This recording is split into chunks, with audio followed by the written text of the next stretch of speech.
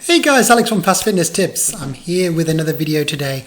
I hope it's going to be an interesting one. I've worked on this for quite a while and it's about fatigue. I want to know today the difference between fatigue and exhaustion. You see, I've been working hard behind the scenes for weeks actually on a time-to-exhaustion calculator. You can catch it at the end of this video. Okay, don't skip forward just yet. We've got some really interesting things to say about what defines exhaustion. Like, have you ever ridden to genuine exhaustion? Okay, like we all think we know what fatigue is. You know, fatigue is that sensation that builds up initially in the muscle and limits you from going further. But what is truly limiting you? Have you pushed through those boundaries and done something maybe extraordinary? Like thinking back on my own rather pathetic cycling history over the last few years, yeah, it has been lockdown and everything else. Maybe a year ago when I did this effort on Strava, I'm talking about 100k non-stop. Okay, that doesn't sound to be too much until you realize that was non-stop standing the whole time. Yes, standing in a standing position, seeing how long I could go. Now, I'm not saying that was particularly advisable. I'm not challenging you to do it. It was a crazy thing to do, 3 hours non-stop standing. But I'm just saying today, maybe that took me near the limits of fatigue. So what was your ride or what was your event that took you further than you thought you could go? Like, that's what I'm talking about today. How do you go further than you think you can go? How do we capture that essential element of going further than you think you can go and actually get there next time? Like, if you've got a big ride coming up, that's what we need to do. We need to harness those tricks, that energy to push you beyond your normal boundary, because that's what's going to get you to improve further, right? I mean, look at the footage on YouTube. Just search on YouTube amazing footage crawling over the line and you see incredible efforts by triathletes, by marathon runners who've come really close to the edge. Maybe they've, expended too much effort too soon early on, but for sure, what they've done is they've pushed their body to the absolute limit and they've ended up getting a knowledge of somewhere that's super close to their maximum performance. Hayley Carruthers in the London 2019 marathon, try that one. Here she goes, 2 hours 33 later, a magnificent effort. She won't be denied. She won't give up. She's out of fuel. She's out of glycogen. The muscle's been, all the fuels in the muscle, in the liver have been used up, but she won't give up. She's going to crawl to that line. So what we need to do then, guys, is we need to define or redefine what exhaustion is. And to get to exhaustion, we need to pass through fatigue, right? Yeah, and everyone thinks they know what fatigue is, but we need to pin it down more precisely. What I'm talking about is the multiple components of fatigue. Yes, peripheral fatigue from the muscle, like we've just seen, like, the exhaustion of fuels, glycogen, fatty acids, and the buildup of metabolic byproducts. I'm talking about protons and other things that we recognize as adverse for the muscle. I'm not talking about lactate. Obviously, you know that the lactate acid is a myth, right? In terms of adverse effect on performance. That's so well known now. Okay, so I'm talking about peripheral fatigue, but then what's central fatigue? Central fatigue is what your brain tells your muscle. Why would your brain tell your muscle anything? Well, this is the so-called central governor theory. You must have heard about it from Tim Noakes, right? The central governor theory was proposed a long time ago, over 70 years ago. But we now know it's a reality. It's not a theory, it's a reality. Your brain has master control over your muscle and over your activity level. And it actually works in a very interesting way, because it doesn't just parallel the muscle activity and say, are things getting hard right now? Okay, go slow. No. What it says is, are things dangerous right now? If they're dangerous, it will try and slow you down. And then it says, okay, if they're not dangerous, continue. But is there a chance of making it to your goal? If there's no chance of making it to your goal and it's still difficult and there's a high ramp rate in metabolites, in these negative feedback elements, then it will say slow down. So there doesn't even have to be a massive problem now for the brain to say slow down. There's just got to be a kind of an equation where the brain thinks, yeah, there's not much chance of surviving this. There's not much chance of surviving this without harm. I'm gonna throttle back here. And I've termed this chance of exhaustion or hazard score. And we could say it's the current perceived exertion level. Yeah, of course, that's being monitored. Times the ramp rate in exertion, times the estimated time remaining. And that might be vague. Like how do you know the time remaining when you've got an event and you may not have been told the exact time, or you know where the finish line is, but you don't know how long it's going to get there. It's not like Zwift where that time to the finish line can be estimated very precisely. So let's take heart rate as an example. Let's look at heart rate. Imagine your central governor is looking at your body's heart rate. It will say, is this getting dangerous? Yes or no. If it's getting dangerous, throttle back. You have to slow the heart. The brain has to slow the heart via the autonomic nervous system. But if not, continue. Okay, continue in the event. Is there a chance, though, of making it to the end at this heart rate or this ramp of heart rate? If no, then I'm going to slow down. If yes, if there's a chance, then I'm going to continue, okay? Now, of course, heart rate's only one factor, isn't it? You've got temperature, you've got sodium and hydration levels, you've got fuels in terms of glycogen, fatty acids. You've got oxygen. You've got the direct efferent pathways from the muscle. You've got protein buildup. So all these factors are being juggled by your brain at one time. And yeah, if one goes completely out of kilter, then there's going to be a problem. You're going to have a vast negative feedback saying slow down and stop. But obviously, if multiple ones are also saying slow down and stop, you're going to have a pretty big message telling you to slow down. One that will be almost impossible to overcome. Almost impossible, not impossible. How do I know that? Because a number of really interesting studies have looked at whether you can overcome your central governor, whether, we can play a trick on the brain. Now, you'll all know that, one way to play a trick on the brain during exercise is to say, I'm just going to do an extra lap, or miscount. Like if you were doing press-ups, if somebody says, do 20 press-ups, and then they keep saying 18, you end up doing an extra 1 or 2, don't you? And it's the same in endurance exercise. Some famous coaches like Amby Burfoot have actually used deception in their workout where they say to the athlete, okay, do 4 laps. But on the 4th lap, they say, do an extra lap. I didn't tell you, but I want you to do just one more. And by that just one more philosophy, the athlete does it. Okay, they might not do the 5th one as well as the 4th, but they still did it. They still did it in some level. They were pushed harder than they wanted to go. So you and I know there's room to go harder.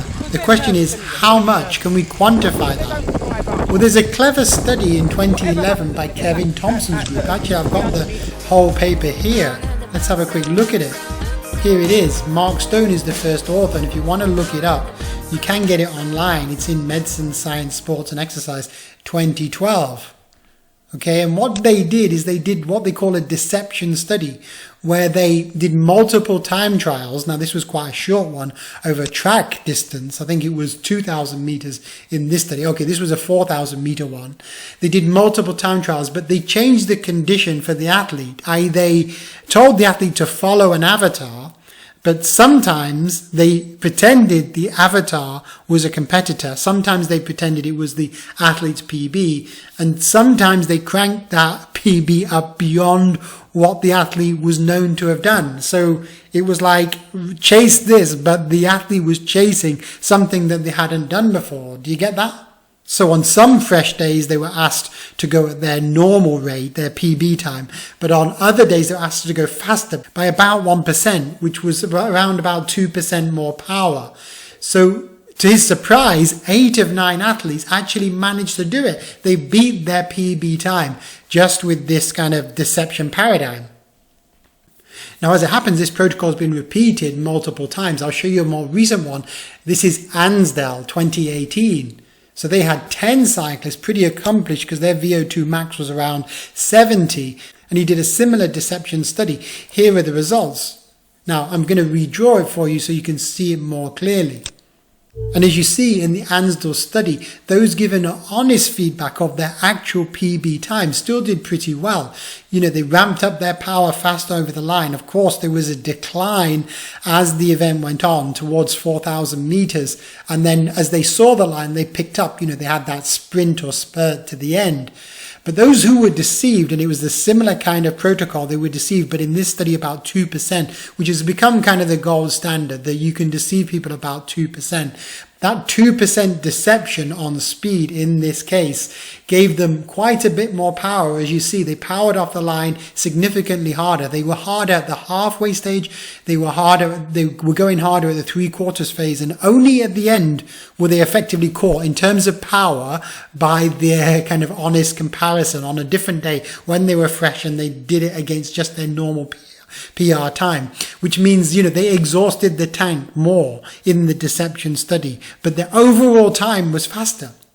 But you know what? The results are pretty consistent. And across all studies since then, we've got this message coming through that kind of simple deception is an effective way to improve your performance. I mean, these are all the studies that have looked at kind of deception studies, in other words, manipulation of the feedback. You can see there's around 10 studies there right now, and each one has a different protocol. Yes, they may have parallel groups, they may have crossover, they may have a control group, or they may not. But the truth is, most of them, nearly all of them, show around the same magnitude of the effect, around 2% if you read here. But you know what? There are some factors that maybe these studies didn't consider, and we've got to build those in. For example, let's consider feedback. If you're getting feedback of like the time that you've got remaining in the event, the distance to the line, or maybe your actual parameters, your cadence, your power, etc., then probably you're going to do better. Probably is not very accurate though. So let's look at the study by Wingfield 2018. What they did is they gave one group of riders feedback and another group of riders rode blind. I think it was the same riders, by the way, randomized on different days to those two parameters. In any case, the sample size was pretty modest, but in this one, they were doing a 30K TT. So basically, riding blind, all they had was the distance that the event was. They didn't have anything on screen. And riding with feedback, they had the distance to the line, their speed, their cadence, their power, and their heart rate. And just with those simple changes, it turns out that there was a 10% improvement in the power. That is basically better pacing from those riders who had the feedback parameters. And they managed to improve their speed by about 3.5%. They cut it down from 51 minutes to 49.5 minutes, which is damn good going. So definitely feedback does help. Now in that same study, they also looked at perceived effort in the dotted line here. So perceived effort is how hard you feel at any one stage, the RPE scale. Yes, you can do it on the Borg scale or you can do it on the 0 to 10 scale. So on the Borg scale, when they compared the two rides, the ride that was actually harder and faster, which is in theory the feedback one, right? Because they were going at up to 10% more power.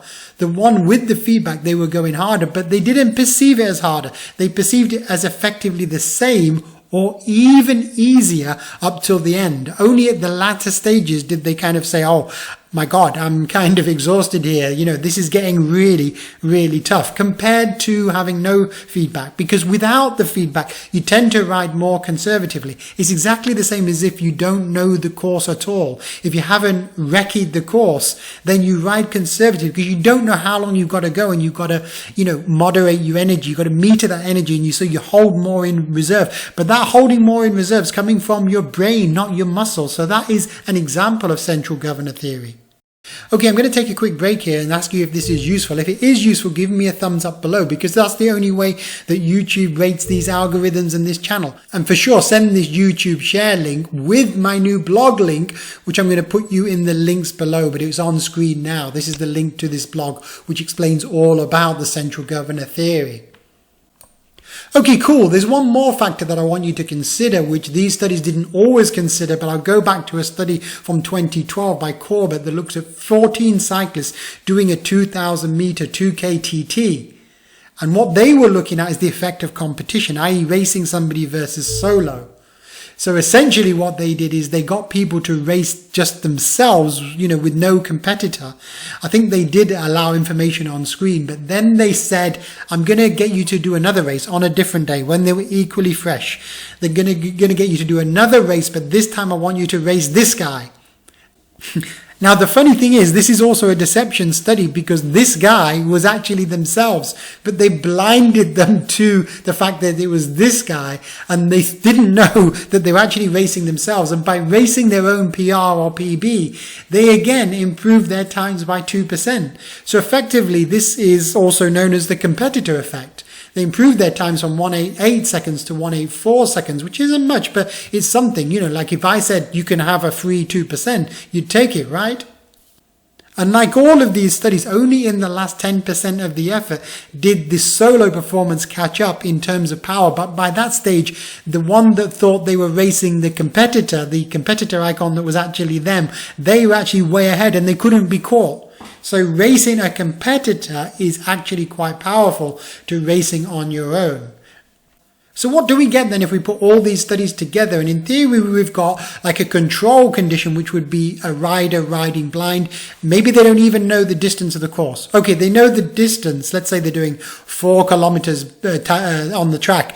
They know that obviously they're in a 4K race, but they know nothing else. They've got no feedback. They're doing it solo and they're getting nothing on screen. And that would be obviously the worst decrement, their worst performance. But compared to that, what would be the next best?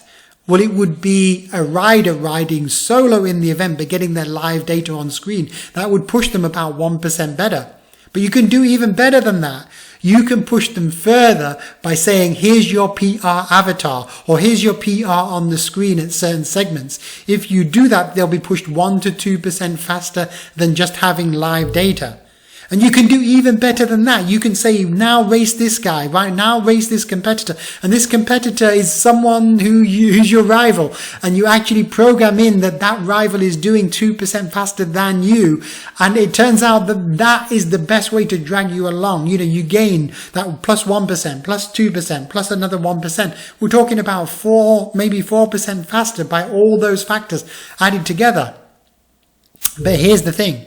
You can break that string. You can break that tag, that push. You can go too far. So in some of these feedback and deception studies, they've done the same thing with the competitor, but they've said, okay, this guy's going to be 5% better or 10% better, but take the 5%, 5% ballpark. And when that 5% guy sets off, sure, you're tempted to chase them, but you just burn out. You burn out because you're burning too many matches early on. And that to me is like the Zwift effect. In the Zwift races where you start the race and everyone charges off like crazy. If I try and keep up with those guys, I burn all my matches because my historical VI is like too flat. I cannot bend. I cannot sprint off the line like that and then recover like most of you guys can. So you end up in a situation where if you do continue, you end up in exhaustion basically too early. Basically you don't finish the race. So that is going too far. You can stretch this elastic too far and, things will break basically. Okay, so I want to say, do we know what's going on in the brain, like in terms of the mechanism of this effect? Well, basically, we don't really know, but there are some interesting studies. By the way, did you give me that like or share already? This is a good time to do it if you didn't already do it. Okay, that sounds bad, but here we go. Let's look at the brain in terms of what's going on. Well, actually, in the 50s, what they used to do is look at the muscle fiber and say to athletes, okay, exercise as much as you can. And then they applied an electrode to the muscle. And even though the muscle was fatigued, it would twitch to quite a significant extent with the electrical stimulus beyond what the voluntary stimulus would actually show. So what that shows you is the muscle is capable of doing more than you think on just purely voluntary effort. But what we didn't know is if you stimulate the brain, and how do you do that? Well, you can give an electrical stimulation like TMS, transcranial magnetic stimulation, to the cerebral cortex, obviously on the outside of the skull. You give that, and what happens? Yes, you get a stimulation. If you apply it to the motor, i.e. frontal cortex, you get an activation of the muscle pathways. But that's not necessarily useful, in terms of function and athletes and endurance, is it? Well, it might be because Brazilian researchers were looking at this and they found that a subtle stimulation under direct current gave, over a sustained period, an actual 4% more power if done in the right way. Now, I think this is pretty dodgy. I don't know how they did it, but you can read more about it right here. And it turns out that they're saying that two distinct areas are controlling reception of the signals for peripheral fatigue from central action, like the motivational component. They were saying the insular cortex is receiving information via the peripheral pathways up to the brainstem and crossing over and then to the frontal cortex, but it's actually that central area, the anterior cingulate gyrus or cortex, which is the one that's moderating your effort, and that's more in control of the central governor.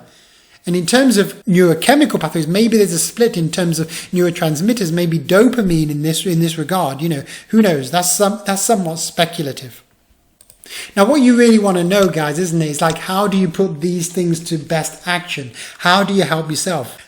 Well, I can help you out right now, guys. If you go into cyclingapps.net and you go to calculators, we've got absolutely ton of calculators there. But if you go to calculators, TTE-calculator, it will bring you up the time to exhaustion calculator.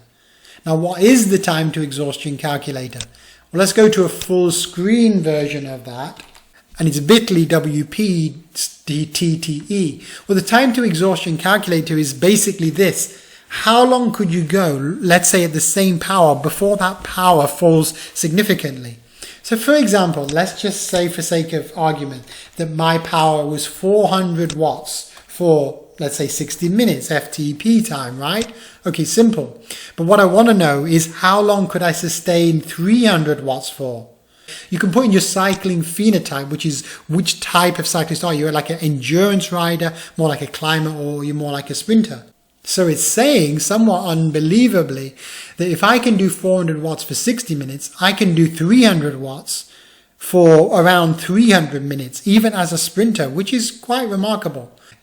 So another way to say that, guys, is look at it as erg mode. Like if I can sustain 250 watts as my FTP for 60 minutes, right, how long can I do 288 watts, for example? So if I set erg mode on the trainer for 288 watts, then what's my likely ability to sustain that? And it's, as an all-rounder, it's around 21 minutes or 21.6 seconds. And it's even telling you that will be in zone 5, and the precision of my estimate is around plus or minus 3%, and the TSS from that effort will be 47. So it's giving you a lot of nice variables there. Alright guys, thanks for staying to the end of this long video. I hope that's been useful, talking about exhaustion and fatigue. And I'll give you a few takeaway tips that you can read about on my blog or website. And all these blogs, this is blog number 35, believe it or not, on cyclingapps.net.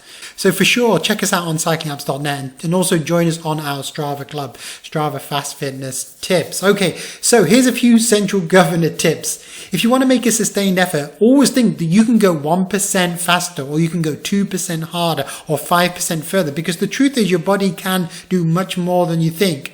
If you're doing intervals and like you're in the 5, 6, 7, 8, you can probably manage one more. Just say you can do that one more. You can add on one more. It might not be at full power, but you can still make a decent attempt.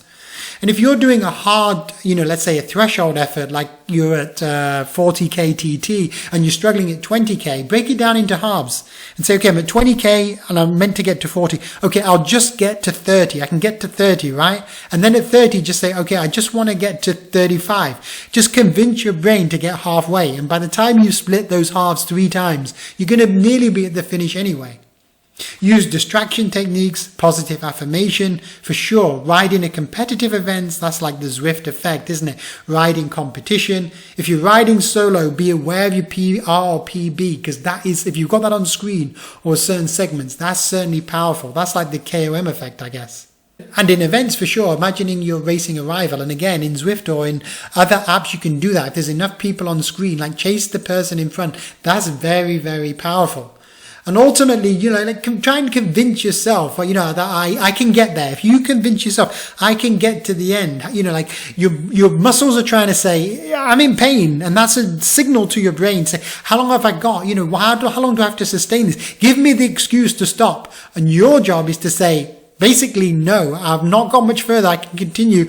Basically, shut up legs, to quote Jens Voigt, shut up legs. That is what you need to say to overcome your central governor. Now you know why shut up legs works so well. Shut up legs. Thanks, Jens. That's the way to overcome your central governor theory. All right, boom. Thanks, guys. Remember, sign up, join up, and I'll see you next time. Take care.